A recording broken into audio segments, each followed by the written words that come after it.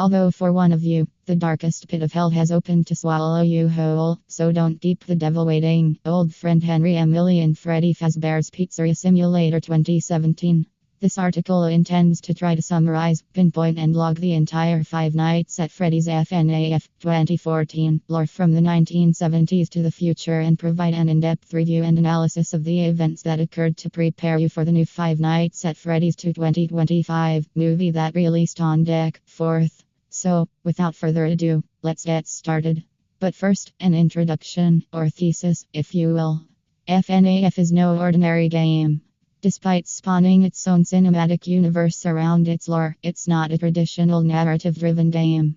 What gave the franchise its initial popularity is how cryptic it is. A cloud of mystery surrounds the games, which intrigues players to dig deeper and uncover the story beneath the scary animatronics. At its core, FNAF is a story about abandonment and loss, the death of innocence from greed, the dichotomy between hopelessness and hope, the butterfly effect of cruel actions and intentions, or, in the words of the most beloved game theorist on the internet, Matt Pat, the story is of a loving, obsessive father who slowly descended into madness and along the way discovered the secret to eternal life.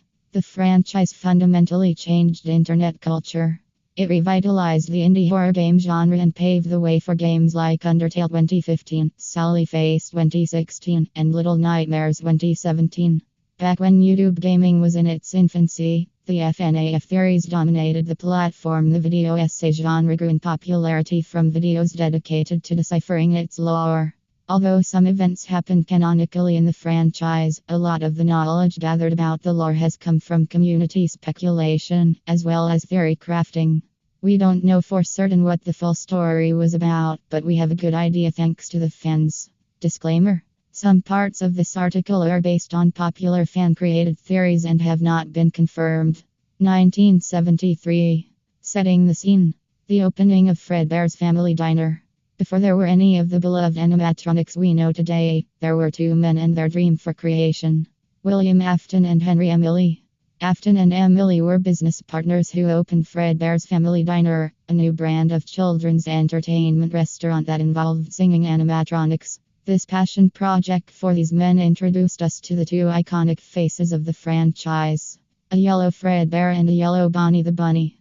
What set their diner apart from competitors was Afton's revolutionary invention: spring lock suits. Unlike the standard mascots that had people in cheap suits, these were dual-purpose machines. By using a hand crank to wind the animatronic endoskeleton parts back into the inner wall of the suit, a human could slip inside and perform. Afton's vision for these suits was to keep the children's dreams alive and make the animatronics as realistic as possible.